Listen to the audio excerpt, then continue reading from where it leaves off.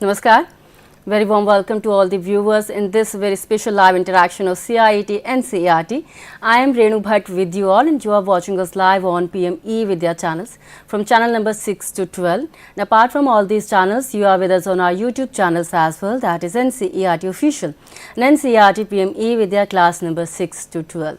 And dear viewers, as you know, this is our 5 days online series on empowering teachers with artificial intelligence phase 2nd, and this series is being organized by AI Cell CIET-NCERT.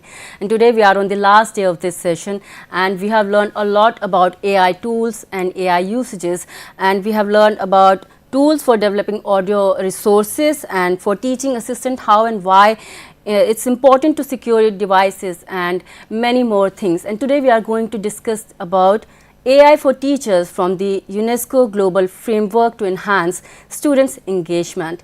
And we have joined by our eminent experts. So without any further delay, let's quickly meet them.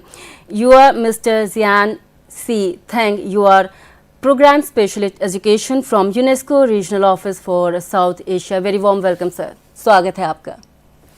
Thank you so much, Renu ji. It's an absolute pleasure to be here at the invitation of AI Cell NCERT. Very much appreciate the opportunity to introduce the UNESCO Global Frameworks, competency frameworks for teachers and for students. And I hope all of you have had a wonderful 4 days listening to the series on AI for teachers. So, let me just briefly introduce UNESCO. So UNESCO stands for the United Nations Educational, Scientific and Cultural Organization. We are a specialized agency dedicated to strengthening our shared humanity through the promotion of education, science, culture and communication. The photo that you see on the screen is actually our office in New Delhi in Chanakyapuri, and we very much hope some of you may have the opportunity to visit in the future. So in a short while we'll definitely know more about this session, but let me welcome our another guest as well. You are Dr. Sangeeta Pethiya. You are Assistant Professor, History from DESSH from Regional Institute of Education, Bhopal, NCERT. Very warm welcome, ma'am. स्वागत है आपका. Namaskar. Namaste. Thank you AI Cell CIET-NCERT for the opportunity. Thank you very much, ma'am. Pleasure is all ours. And before we begin this particular session, let me share some certain information to all our viewers. We want you to participate in this series and as well as in this live interaction in huge numbers with all your queries and doubts. You can call us on our telephone number, that is 8800-440-559. Either you can drop a mail as well with all your feedbacks. Our email address is aicell@ciet.nic.in. And if you have joined us through our live streaming, then you have to go to the live chat box and then only you can drop your comment out there. So we are waiting for your participation in this live interaction. So let's quickly start this session. And sir, here we want you to explain us and tell us more about the UNESCO AI framework, sir. Please. Thank you very much, Renu ji. So let me just dive in. You should be seeing the slide on UNESCO's vision of digital learning. And it's very important when we're talking about AI to know a little bit more about UNESCO's vision for how AI can be useful in your teaching and learning. So UNESCO's approach to using technology for education is very much human-centered. So what does that mean? That means that we do not look at technology as the only solution for the challenges and as well as the opportunities we face in education, but that technology should be used to expand human capabilities. It should uphold human dignity and should respect the agency that you as teachers, as the change makers and molding the young minds of Indian next generation, respecting your agency and choice for guiding the learners on their learning journey. So just jumping straight into AI, what makes AI different compared to the technologies that have come before? some of you may already be aware that AI doesn't just happen from a blank slate magically. You know, it's depending on huge amounts of data, predictions that come from data, that come from algorithms that identify patterns, leading to the production of outputs, the things that you see in the generative AI tools that seem to mimic human behavior, seem very certain, seem to offer authentic answer, and create new content in text, audio, video, and other images. But there are some concerns coming from AI, which is that how these outputs are generated is often very opaque. Opaque means we're not clear how actually the algorithm or the tool takes the data and your inputs and has come up with the output. We don't know the logical chain of reasoning. The other thing is that in recent years, AI has become so easy to use. Even all of us in this room today, all of you viewers surely have encountered or been part of AI influencing our lives. So there is a risk that these AI systems that carry bias, hidden biases that may be prone to errors, risk unfair learning outcomes for the learners, and may reduce human interaction in the teaching learning process, which is so important. So what makes AI different and what UNESCO's perspective is that teachers must remain at the core of the teaching and learning process, and that students must be guided with empathy, creativity, and with the role of human judgment in the classroom.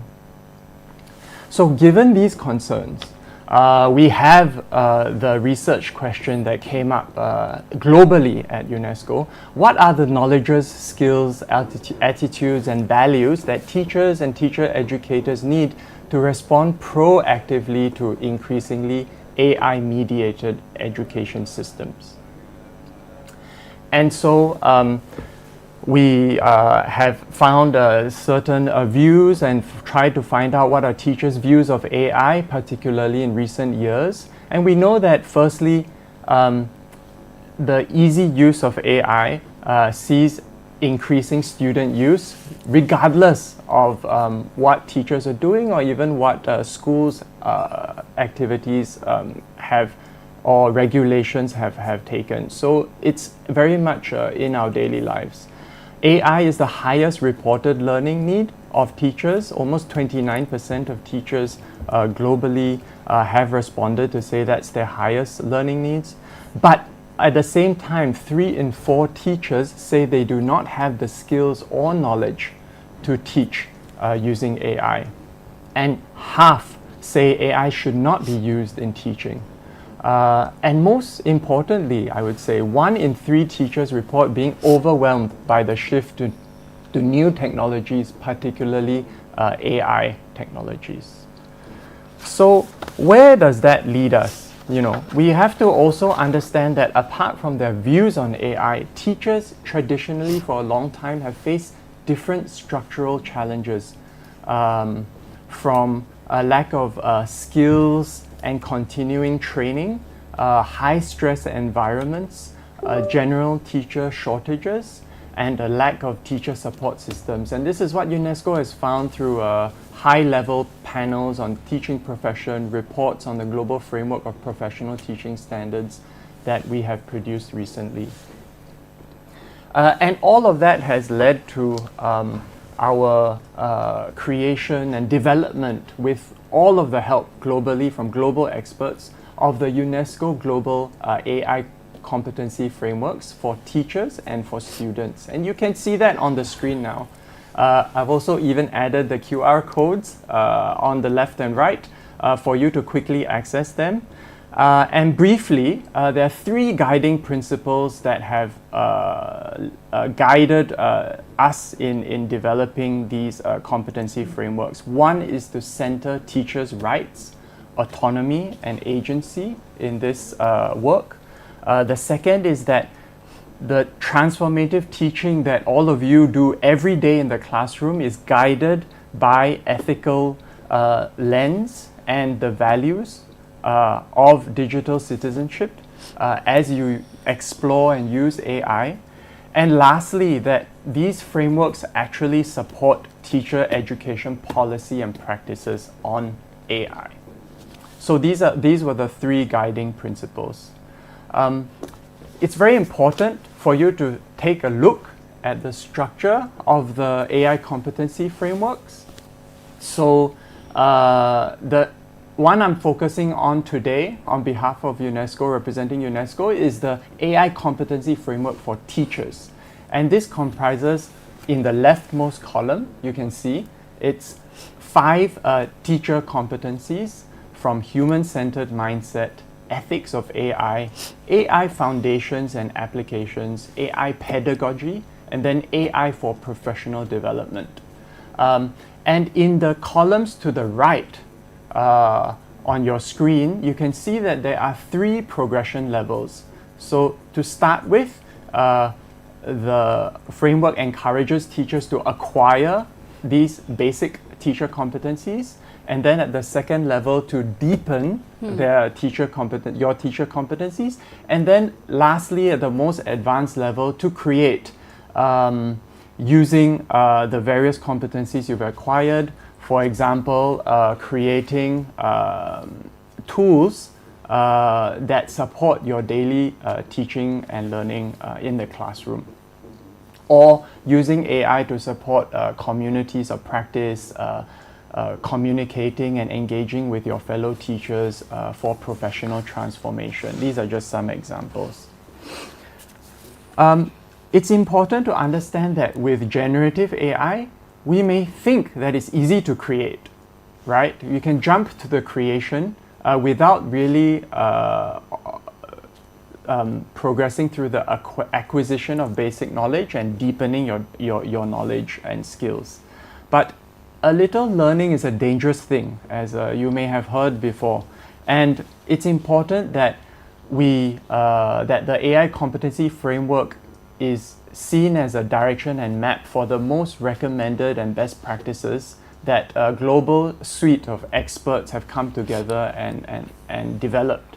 So when you try to create, for example, AI tools and applications, if we do not understand what are the risks and potential biases or errors that may come in place, which you need to learn over time at the basic level, then we risk mindlessly or uncritically using AI, and that may have serious implications, especially in the important area of teaching. So moving on, I want to also share how the framework can be useful for you. So what is most important about the framework is that it was developed to be progressive, to be structured, and to break down each competency and level with keywords to help you search for learning opportunities as you explore and use AI.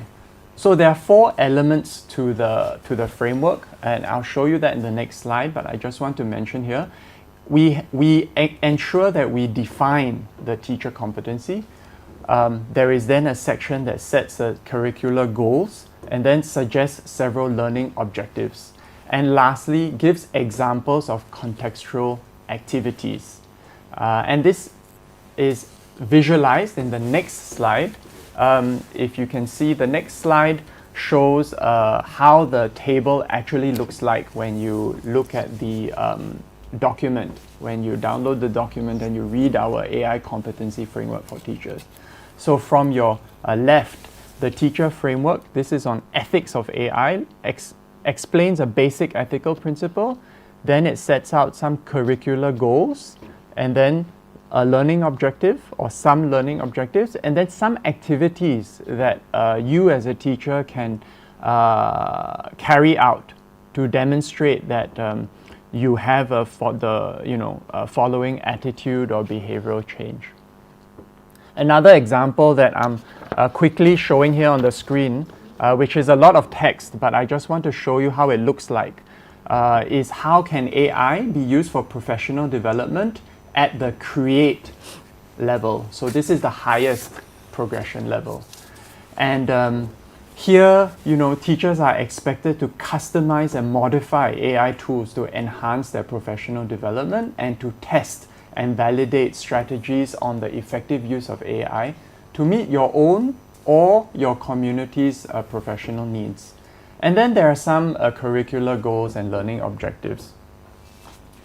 What's very useful from our perspective, and that we heard in the development process from the public consultations globally, is that teachers need examples practically of how these competencies can actually look like in real life. So the last row that you see below, contextual activities, is how we try to respond to this need. So for example, at the highest level, the human AI hybrid coach could act as a mentor or agent when you want to develop your AI skills.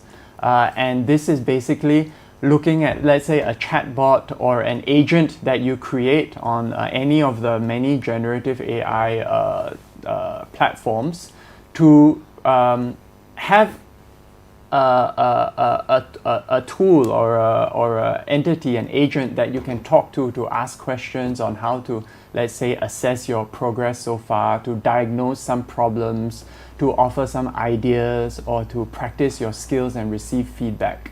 So this is, for example, how we see the highest level of the competency framework. So just to end my short presentation before I hand over to Dr. Sangeeta, is that the purpose of education should be what guides our professional development as teachers. And the purpose of education is to cultivate learners who have the opportunities to contribute to a fair, just, inclusive society, bearing in mind that teachers are the facilitators and mentors at the center of this process, and that we should try to use AI where it is appropriate, not thoughtlessly, not uncritically, and only then can we all be AI capable teachers or teacher educators that understand how it can be best used in the context, in your particular context, whether or not it's urban or rural, north or south, or west or central, northeast India, and that ultimately the purpose of this development of the AI competency framework for teachers is to act as a map, is to give you some direction in case you as a teacher are confused about how to proceed, or even some ideas. And it's also aspirational. We all hope that when we start at the basic level that we can progress and deepen and then becoming advanced users. But it's very much a map and a guide that we hope can be useful and is useful for teachers all over India. And one more thing before I end is that as I hand over to Dr. Sangeeta, is to try to spot in her presentation which aspects of the AI competencies you see as Dr. Sangeeta presents her presentation, because we believe that we have tried to cover as many of the AI competencies that have been set out in our framework. So with that, thank you very much. Dhanyavad, bahut dhanyavad, and thank you very much. बहुत धन्यवाद sir. Thank you so very much for all this very informative informations. I would rather say it's very insightful. And Sangeeta ma'am, we want you to continue with your presentation, ma'am. How AI? Yeah. Yes, ma'am. Please continue. Thank you, Jian, for that wonderful insight into the UNESCO framework of AI to be incorporated in the learning teaching process. Can we move on to the next slide? I would take it further as an exemplar as to how AI-driven classes can engage students and also make learning more joyous, bringing in 21st century skills in the classes, also digital citizenship and digital literacy as NEP 2020 advocates. So picking up from where Jian said, Dosar has covered almost all the aspects of what AI has to offer to the teachers and students, along with ethics of using AI. I would like to reiterate that yes, there is a lot of inhibition in the minds of the teachers as far as using AI is concerned. Can we have the next slide? I would like to begin my discussion by saying that there is a very beautiful synergy, or there has to be a very beautiful synergy for effective teaching, wherein tech content comes at the core of the teaching learning process. Content, pedagogy and technology interaction can create that tech enhanced instruction. So what are the opportunities that AI presents to the teachers in the learning teaching process? Can we have the previous slide, please? So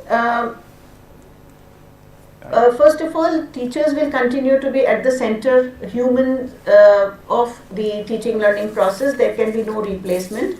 It is the passion of the teacher to integrate AI in the teaching learning process. So teachers with good command over the subject will be beautifully able to devise pedagogies first and then bring in how these pedagogies can be assisted with the help of AI. So what are the opportunities, the previous one, that the teachers have in integrating AI? So while we are planning lessons, or when we want to create innovative learning opportunities and we are running out of ideas, if we want to enable joyous learning in the classroom, making inclusive classes, differentiated learning or differentiated assessment, AI can come in as a very active tool, helpful tool, and also promoting 21st century skills. So let us take the first aspect as how planning engaging lessons can be done using AI platforms. So if you see, I have used one platform here, EduRite, and can we have the next slide, where we can see that there are different. Can we have the next slide, please? Yeah, here in this platform you can see there are various options given to the teacher as to you want to have engagement activities, you want to check prior knowledge, assessment for the lesson, or maybe a lesson plan. So there are very engaging activities that have been proposed by this platform. Though if you look at the social science textbooks, Exploring Society India and Beyond, which are from class 6 to 8 recently launched, there is a lot of student-friendly activities that have been built within the textbooks itself. For example, Indus Valley Civilization has so many images, stories built around to connect the learners. But if teachers are looking for further exploratory activities, then these platforms can come in handy. For example, a blank map may be provided for mapping what was the extent of the Indus Valley Civilization, or there can be so many artifacts that can be generated using AI, which we think may be great, but how did it actually look like can be generated using AI, and so forth and so on. Can we have the next slide, please? So here again I have taken one more example for engagement activities in the Satavahana rule in class 7 social science textbooks. Previous slide, please. We have this Satavahan rule. So the age of reorganization, the chapter talks about how different dynasties and kingdoms were emerging and the states were being reorganized. So there are certain activities this AI is suggesting, though a lot of activities, again I would reiterate, have been given in the textbook itself, but again these engaging activities can be taken cognizance of by the teachers in order to make more interactive and activity centered classes, art integrated classes. Can we have the next slide, please? Now let us take an example. For example, when the chapter talks about the Gupta period, maybe a story can be created by the teacher that you're walking through a city filled with artists, scientists and teachers, music and poetry echo through bustling streets and grand universities. Students eagerly learn from wise scholars. Now, if we want to ignite the minds of the learners into critical thinking and analysis of why do we call a particular age as golden age, what are the various conditions required to create an environment where people are happy, where people are into cultural activities, where people are writing beautiful literary works. So what kind of an economy would require such people to flourish? maybe that would make learners think critically about why we are referring to a particular age as golden age. You need to have economic prosperity, you need to have freedom, you need to have liberty, you need to have finances, and so forth and so on. So such critical questions can be generated using the help of AI. Now, sometimes thinking in abstract in history becomes very difficult for our young learners, but it is really easy now with the help of AI to recreate those historical sites or historical characters. We can bring alive those historical characters using certain platform like Hummy, and those historical characters would interact with you.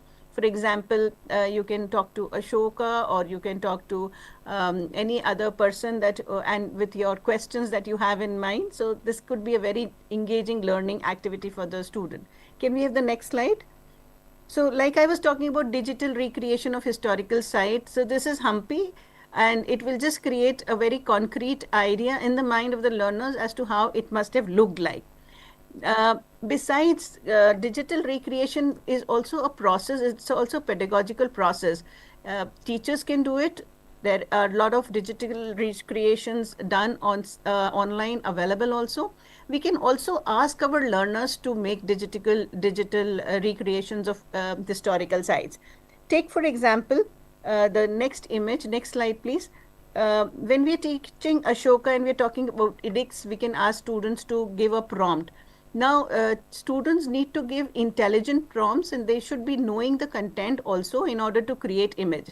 If we are giving a very simple prompt like create an image of Ashoka's Dhamma Mahamatras reading out the edicts, this is what would be generated.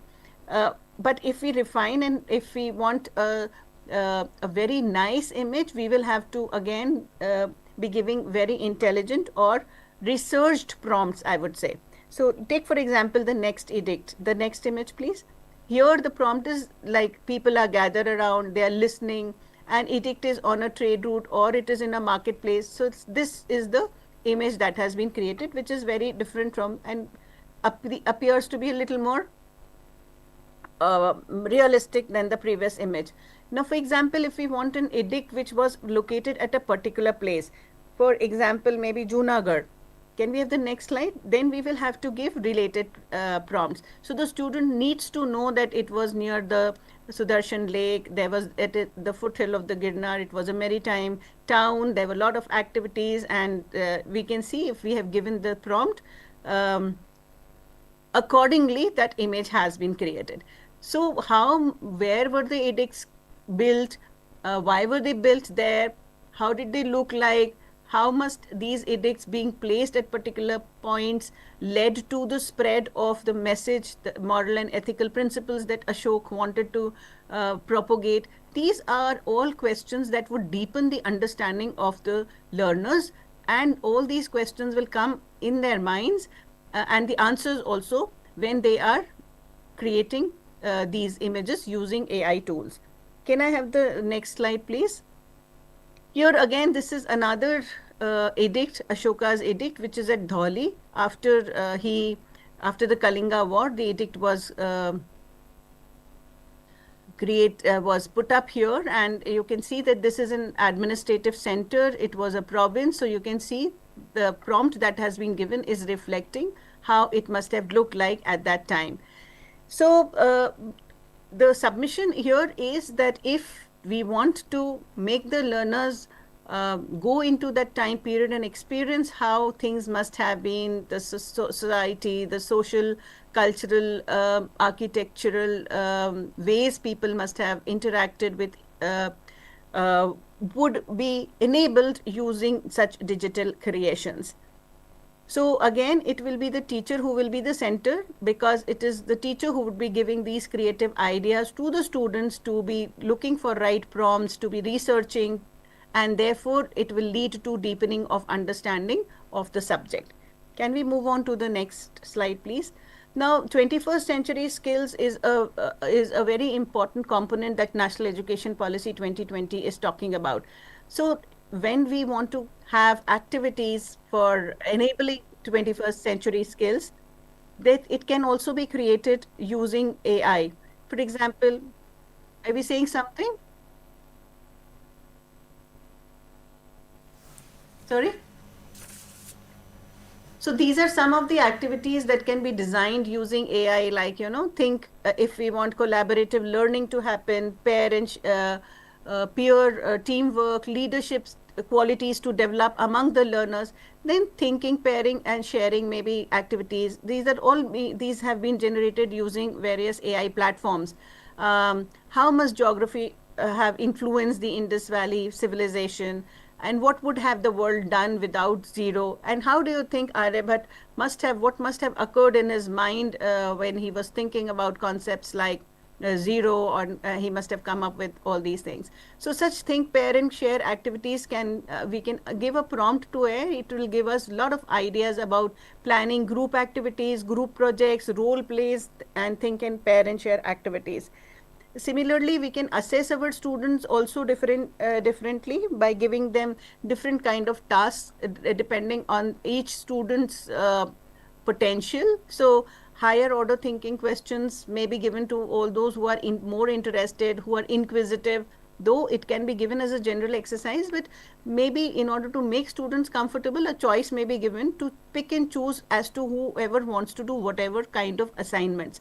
So it is very easy using AI to develop or to ask AI to give us such a differentiated assessment, maybe for struggling learners, simplified worksheets, maybe learners who require, can we have the next slide please, visual learning support, maybe if we want paired learning activities. So AI can be very handy in designing all these assessment activities also. Besides, next slide please, there are a lot of advantages as far as extension activities are concerned.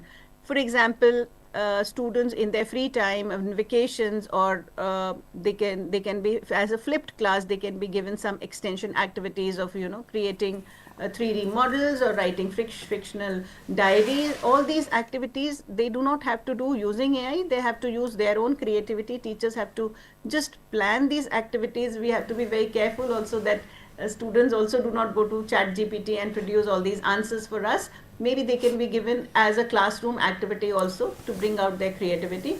Whereas remote learning adaptations could be maybe visiting virtual museums or digital artifacts, and the students themselves can give prompts and generate these different artifacts. So again, I would like to go back to what Jian has said and reiterate what he said, that teachers will be at the heart, or humans will be at the core of all kinds of learning, whether it is AI or whether it is AI enabled, ICT enabled, or just teacher-centered approach.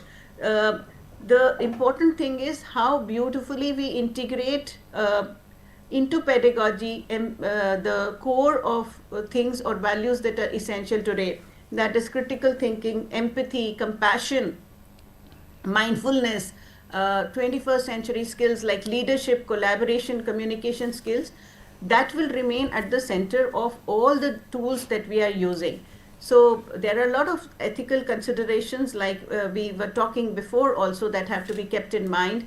That is mindful use of technology, so that it is not something that students are giving as assignments, cooked, fished out from AI, but their own creativity is also brought about.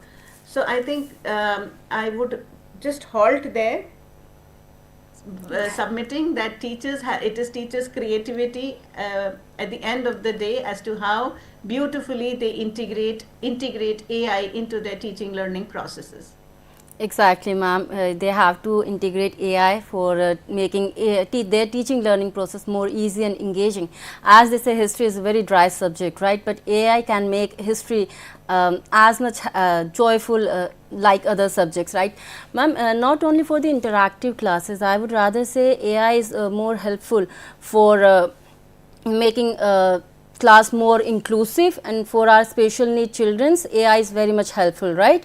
So at the end of this session here, Jian sir, I'm requesting you to conclude this session, or what is your concluding remark, and what would you like to add something?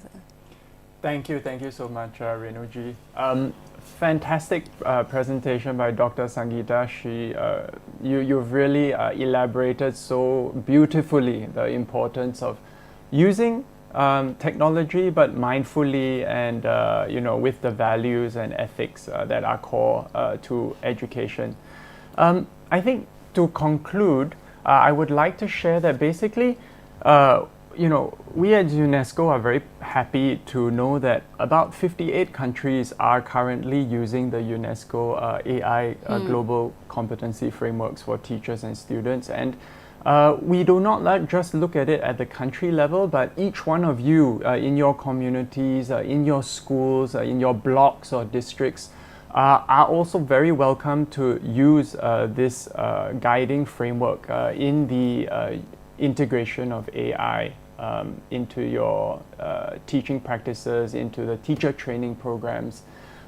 This is not something that we control as UNESCO, and we're so happy and proud to hear that many organizations in India as well have used this as a basis for their own teacher training frameworks or designs to help them manage and cope with the technological developments that AI is bringing to all of us.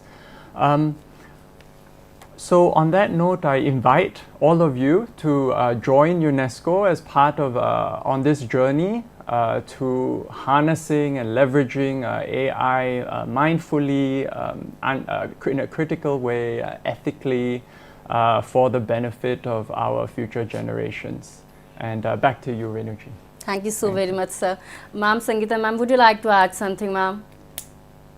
Thank you, Jian. That was a wonderful presentation, and I would join hands in saying that yes, there's nothing to fear technology. AI is very interactive. It is very user-friendly. Even people with basic knowledge of computers can very easily handle it. And we have to be very careful when we are using AI, because like we said in the beginning of the presentation that to differentiate between fake and fact, to differentiate between what is presented, cooked out, because like Jian sir said that AI also works on a model of algorithms, and it keeps on giving to us whatever it already has in store. So the ethical use and mindful use, along with using our own intelligence to differentiate and check the authenticity of the sources that it is giving. So I think if it is creatively used, it can enhance the entire teaching learning process and help us in giving holistic experience to the learners. Definitely, and with this we are at the end of this session, but before that let me thank our eminent expert. Thank you so very much, Jian sir and Sangeeta ma'am. Thank you, sir, for your precious time. Thank you very much for this insightful session. Namaskar. Namaste, ma'am. And as our experts said, thank you so much. Thank you, ma'am. Mindful use of AI and technology is very much important. That's why we bring this particular AI series for all educators out there.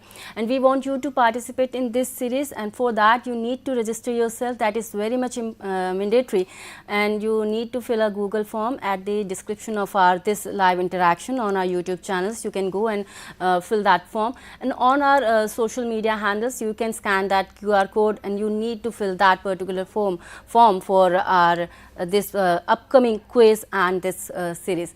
And with that, me, Renu Bhatt, is taking your leave with my whole team. You stay tuned to PME with your channels for more informative programs. Namaskar.